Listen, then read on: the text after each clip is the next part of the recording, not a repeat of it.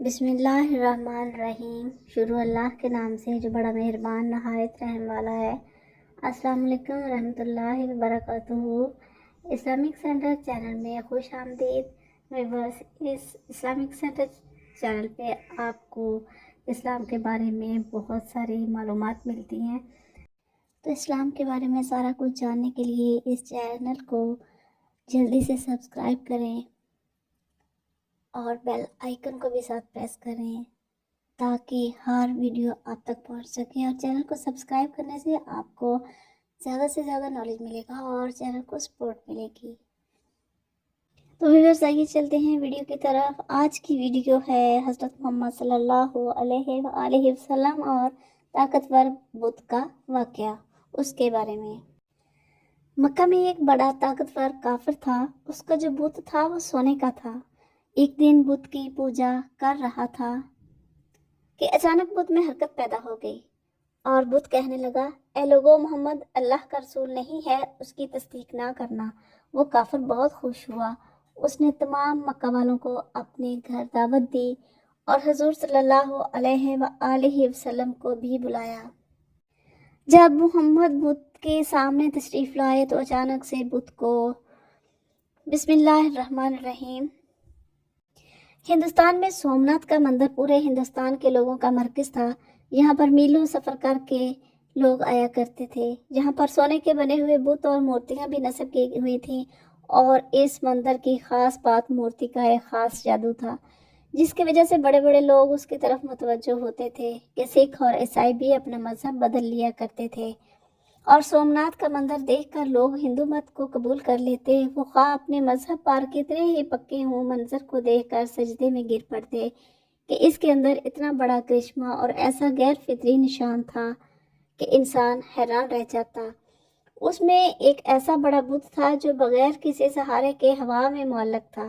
وہ نہ چھت کے ساتھ لگا ہوا تھا اور نہ زمین پر پڑا ہوا تھا، ایک عجیب و غریب کیفیت کے ساتھ ہوا میں لٹکا رہتا تھا۔ لوگ جب وہاں پر آتے تو اس کو دیکھ کر حیران زدہ ہو جاتے۔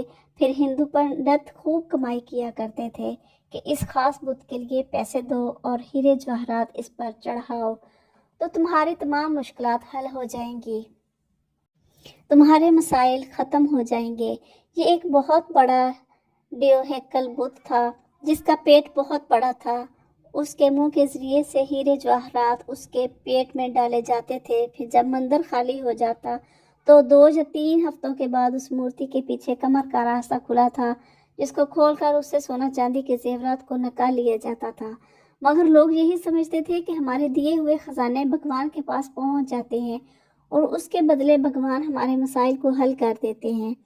سلطان محمود غزنوی نے اس علاقے کو فتح کیا۔ جب وہ اپنے مفتوح علاقے میں سے اس مندر میں پہنچے تو بلا جھجک بتوں کو پاش پاش کرنا شروع کر دیا۔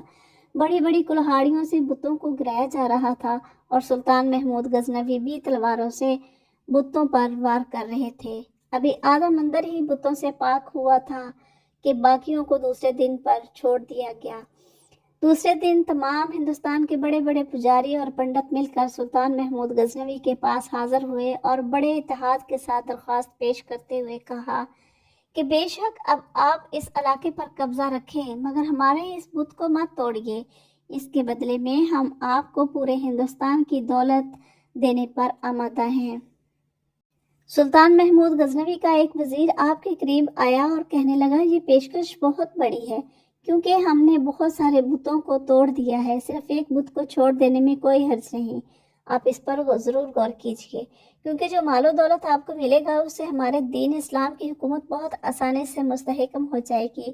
سلطان محمود غزنوی نے ان ہندو پنڈتوں کو کوئی جواب نہ دیا۔ دوسرے دن اپنے ساتھ ماہر طبیعت یعنی ماہر سائنسدان البیرونی کو لے کر مندر میں پہنچے، کیونکہ آپ اس معاملے کو حل کرنا چاہتے تھے۔ جب آپ وہاں تشریف لے گئے تو بت کو چاروں طرف سے گھوم کر دیکھا۔ کوئی پتھری چیز یا کوئی بھاری چیز یا کوئی معمولی سا سہارا بھی نظر نہ آیا جس پر بت کو ٹھہرایا گیا ہو یا جس کے ذریعے سے بت کو ہوا میں لٹکایا گیا ہو۔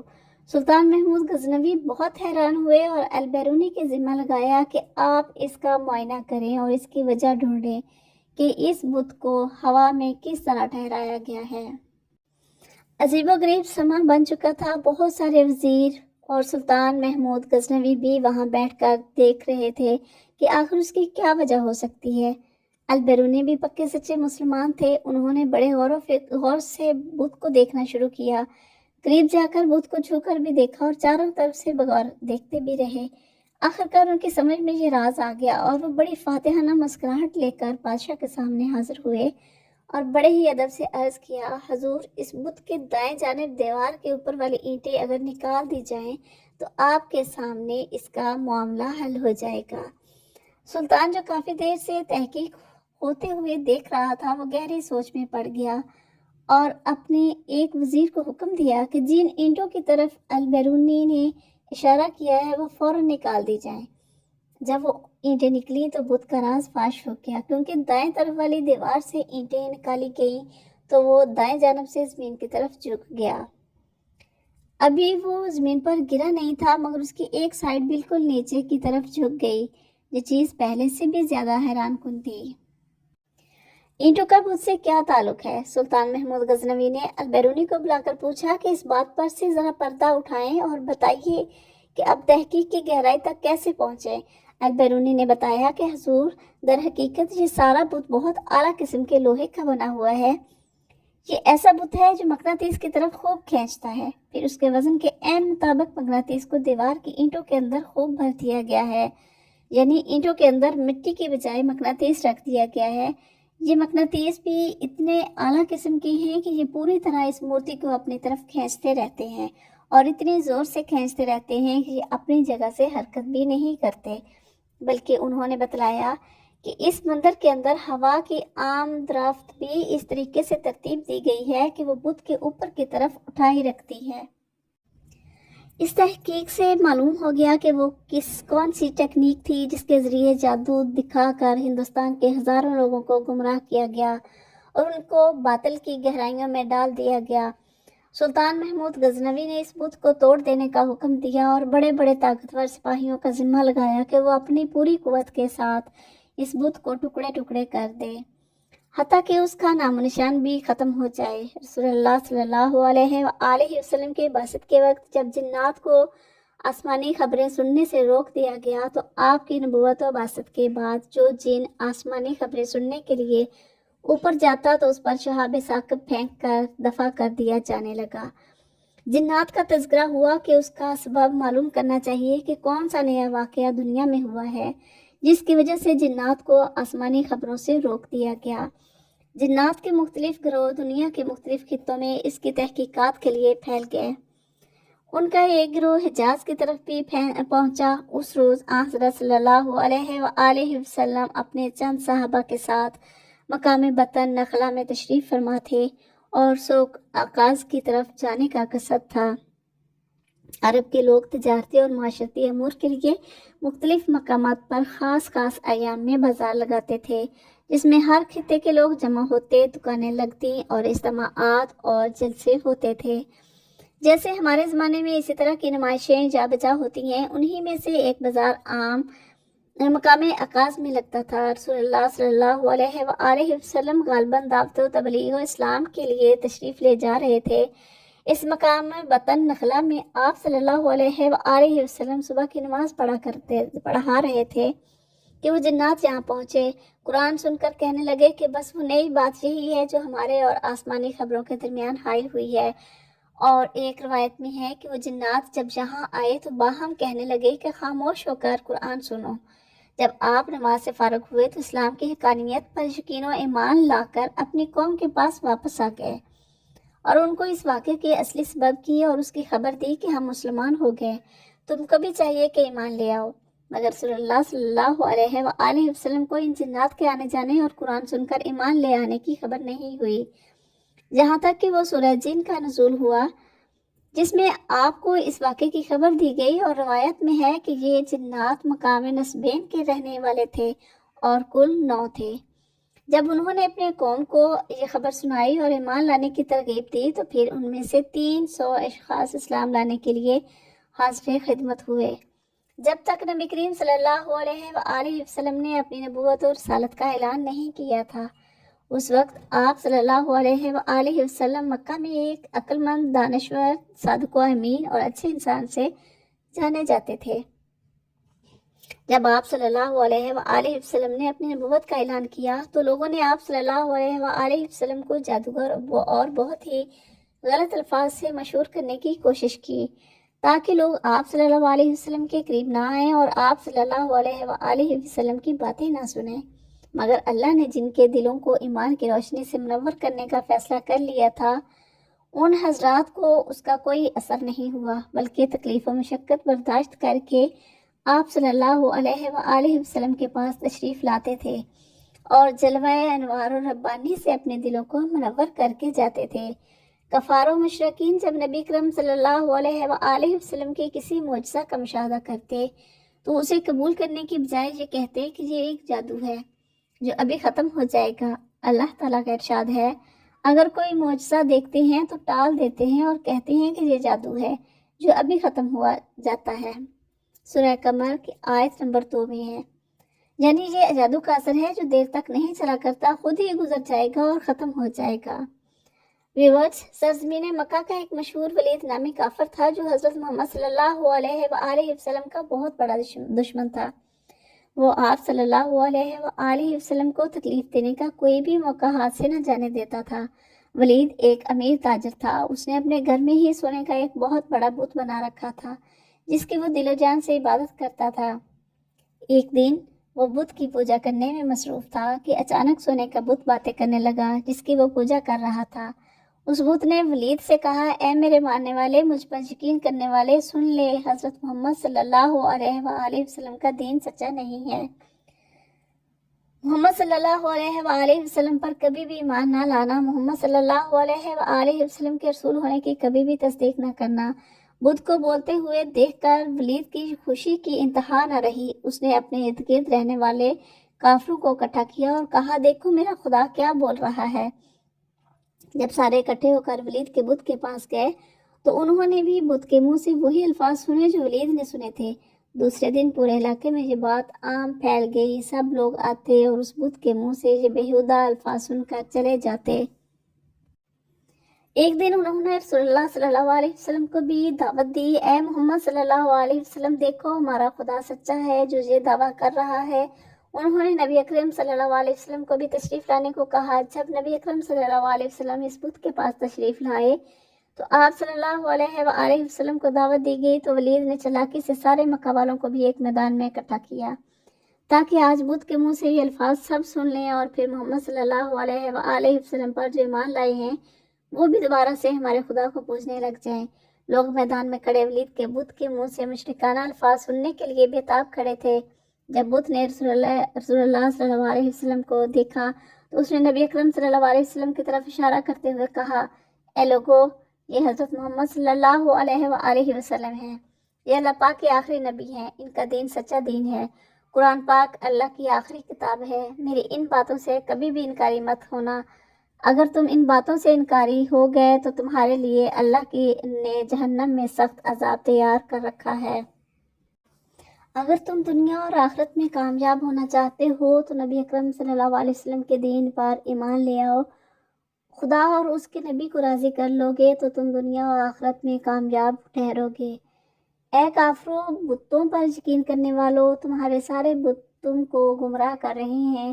اگر تم نے انہی بتوں کی پوجا کی تو تم سارے کافر مزید گمراہ ہوتے جاؤ گے اور مرنے کے بعد تمہارا ٹھکانہ جہنم کی سخت آگ ہوگا۔ جب ولید نے اپنے بت کے منہ سے یہ الفاظ سنے تو اس نے شرم کے مارے سر جھکا لیا۔ ولید کو اپنے بت پر اتنا غصہ آیا کہ اس نے غصے میں آ کر بت کے ٹکڑے ٹکڑے کر دیے۔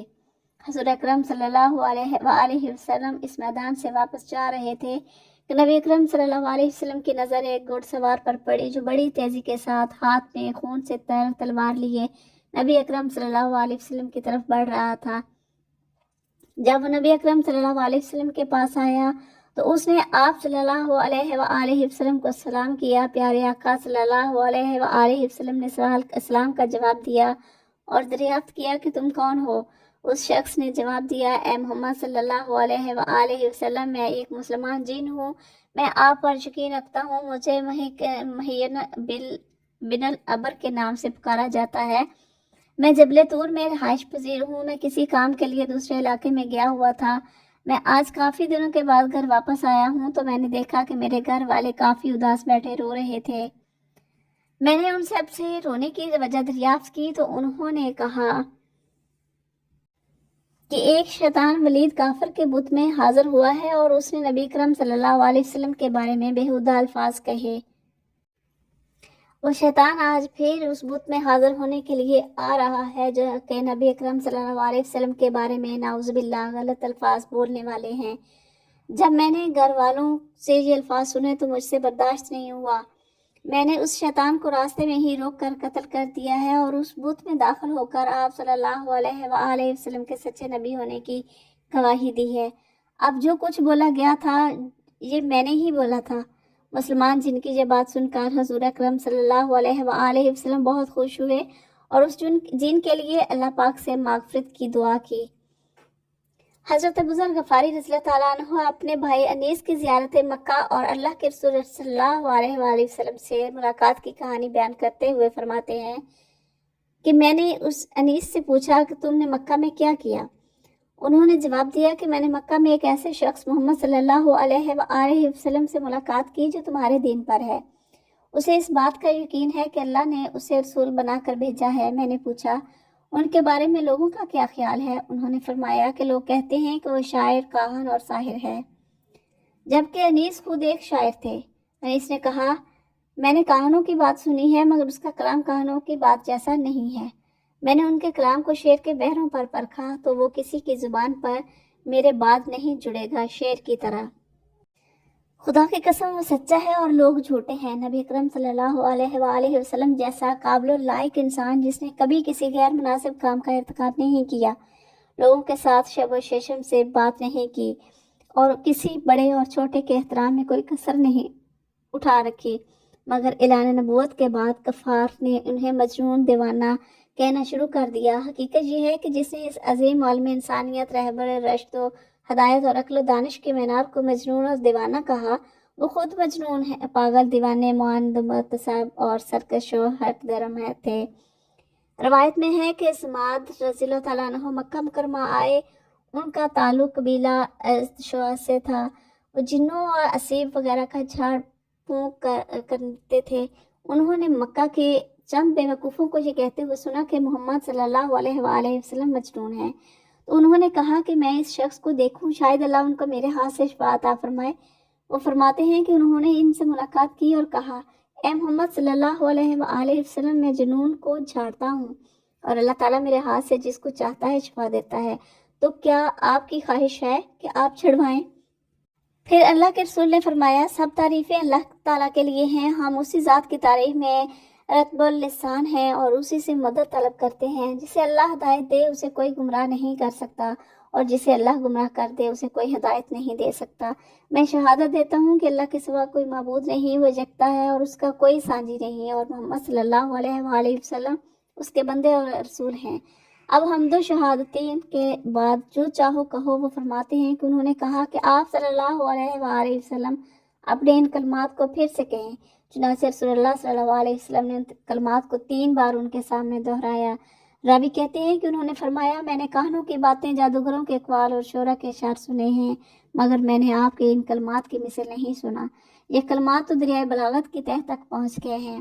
پھر سماد نے کہا اپنا ہاتھ لائے، میں اسلام کی بیعت کرتا ہوں. وہ فرماتے ہیں کہ پھر انہوں نے بیعت کی. پھر اللہ کے رسول صلی اللہ علیہ وآلہ وسلم نے فرمایا اور میں تمہاری قوم کی بھی بیعت لیتا ہوں. انہوں نے کہا ہاں میری قوم کی طرف سے بھی. اللہ کریم ہمیں برائیوں سے بچنے، نیک اعمال کرنے، پیارے نبی کریم صلی اللہ علیہ وآلہ وسلم اور ان کی آل سے بے پناہ محبت عطا فرمائے. آمین ثم آمین. ویڈیو پسند آئے تو لائک اور شیئر ضرور کریں اور چینل کو سبسکرائب ضرور کریں تاکہ چینل کو سپورٹ ملے اور آپ کو زیادہ سے زیادہ نالج ملے. تو ملتے ہیں نیکسٹ ویڈیو میں، تب تک کے لیے اللہ حافظ.